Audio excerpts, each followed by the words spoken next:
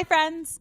Welcome to the Tagenda, your podcast to not be boring. My name is Tatenda Musapatiki, and I am your host, and I am so excited to be chatting about all things. But we're pivoting because we have not talked about all of the little things that have happened since like the Grammys. Now, if you follow on TikTok, which you should follow us on at TikTok, please follow us on TikTok and the YouTubes and the Instagrams. The follows really do help. We did a bit of a Grammy rundown, but the Grammys have happened, the Super Bowl has happened, a lot of stuff has happened, and I have not filled you in on that in this format. So we're going to do a bit of a recap, and then we're going to come back to present as of this recording, which is at the end of February, and this is going live in March, but it's okay. We're going to talk about those things. That way you have some things to talk about that happened a while ago, or at least my take on them, which is always fun. And then next week will be another fun episode of a little bit more modern things. We're going to do a little bit more on the royal family because that's a mess. We haven't even touched it, and it's a whole mess. And there are a lot of rumors and theories and conspiracy theories, some of which I actually believe, but we're not going to talk about those because we are responsible gossip hounds on this podcast. But, otherwise life has been good. Washington, D.C. is Washington, D.C.ing.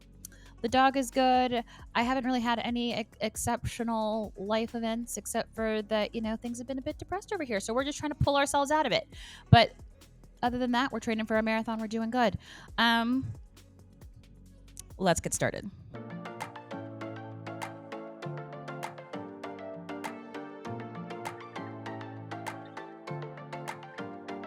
Let's go talk about the Super Bowl. In case you truly were living under a rock, the Chiefs won. Dramatic game.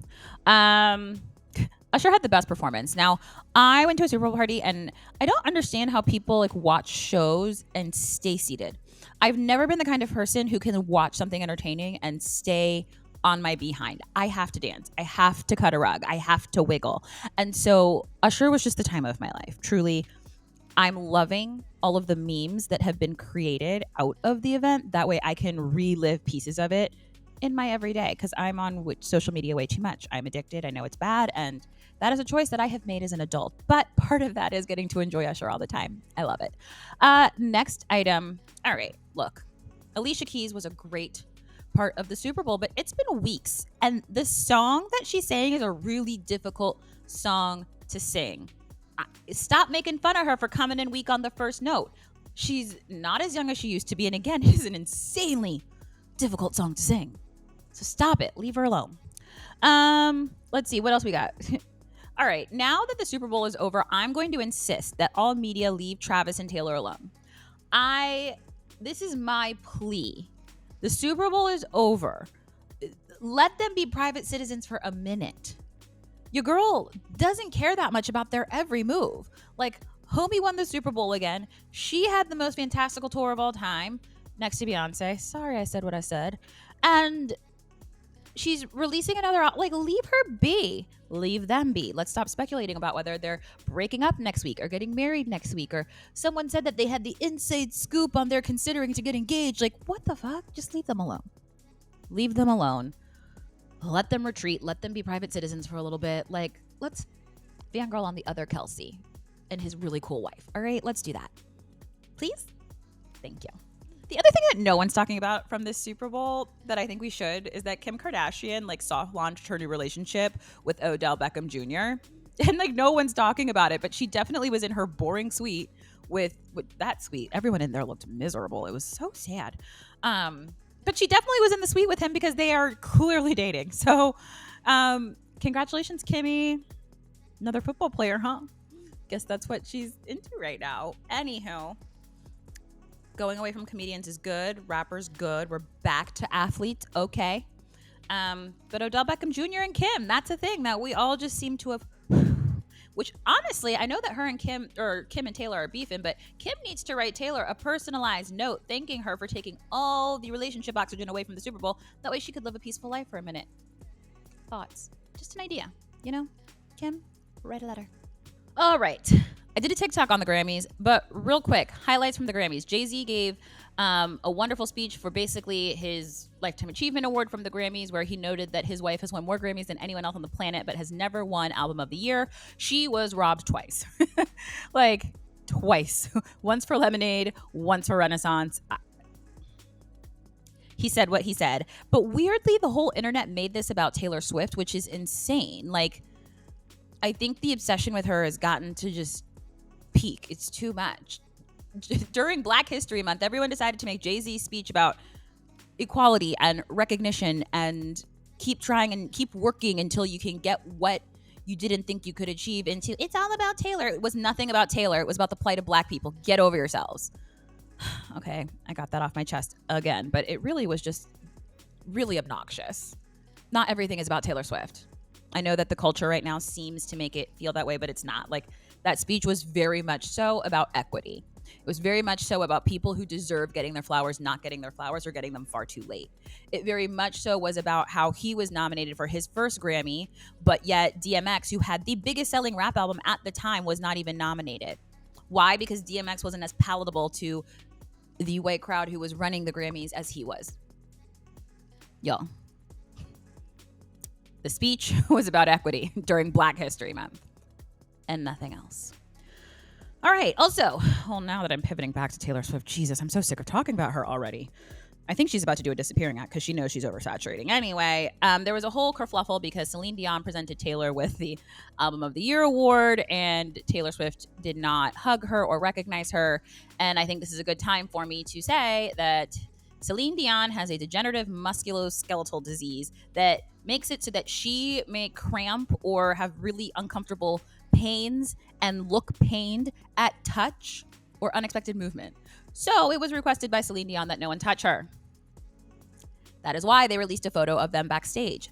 Every artist apparently was under very explicit instructions not to touch or come up to Celine Dion without prior authorization. I sound like a fucking insurance company, but without prior authorization because she's sick. And if you're in that public of an arena, would you want to have a muscle spasm and fit in front of millions and millions of people when you're trying to make your comeback to make everyone know that you're still alive when they're concerned about you? I wouldn't either. That wasn't on Taylor. Taylor isn't some ungrateful bitch, blah, blah, blah, blah, blah. You think someone, even if you think that Taylor Swift is the worst human being on earth, do you really think someone who is that curated about their image would make such a faux pas? No. The girl's smart. Like her, don't like her. She didn't do that because she's some kind of diva. It was an instruction and it was out of respect. So everyone calm down. Leave Taylor alone. Also, Killer Mike was almost arrested for not doing the thing the police thought they did, which I think it would have been peak prove Jay-Z's point if Killer Mike got arrested for not starting a fight that the police thought he did. Literally, there were police there. He was almost I think he was handcuffed, and people were like, "What's going on?" Charges were never filed. He didn't do the thing he was accused of. So there's that. And now we're done with the Grammys. Now, pivoting to the present day times. There are three things I really want to talk about. We're going to go in order of ascending importance in pop culture. Least important. Portia Williams Gubadia, a week and a half ago, announced that she was coming back to Real Housewives of Atlanta. And then her husband, Mr. Gubadia, was denied citizenship because he's a fraudster and a scammer. And then she announced she was divorcing him two days later, which is the best thing. She's like, no, the divorce isn't coming because he was denied, a visa because he's a scammer. Sorry, it wasn't citizenship. I think it was a visa. But first off, this man, Portia introduced her friend Fallon on her last season of the show. I believe it was probably 3 years ago. And her friend Fallon was married to this creepy man, Mr. Gubadia. He's creepy. I'm saying it right now. And then months later, maybe 6 months later, it's announced that Fallon and Mr. Gubadia are getting a divorce. And that Portia has started dating him, and then that she has married him very soon thereafter. And she did not let us see this mess on Real Housewives of Atlanta. And I am upset. I'm upset. I wanted the scoop. She had her own reality show, and I didn't want her own reality show. I wanted her frenemies and show friends and one real friend to hold her accountable for stealing Fallon's man. She was saying, I wasn't really friends with Fallon. She was introduced on the show as Portia's friend on the show. In the little, the subtitle things, the lower thirds, whatever they're called. So at least we get to watch the divorce. Master class. This is master class of housewives. She knows how it's done. She knows how the game is played. You're coming back. Give us storyline. Give us drama. Give us real. And also tell us the truth about whether or not you stole that man from Fallon and why. Oh, he is... I don't know what Portia was thinking, but there was better to be had. He's kind of busted and a scammer. So, 0 for 2. Moving on to the next important thing. I have not watched this documentary, but Oxygen paid for Yolanda Saldivar to tell her side of the story. Now, if you are unfamiliar, which shame on you, but if you are, I take that back. Not shame on you. We don't feel shame here. We don't give shame here, but you need to go watch Selena, the behind the scenes, the movie. Selena Quintanilla Perez was a Tejana Mexican superstar who just had some bops in the 90s. She did a crossover to English that was she was Mexican Mariah Carey, okay? She was everything.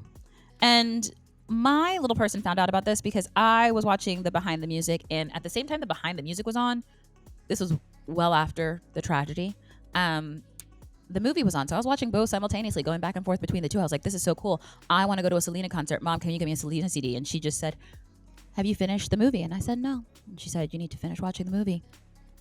And then I did.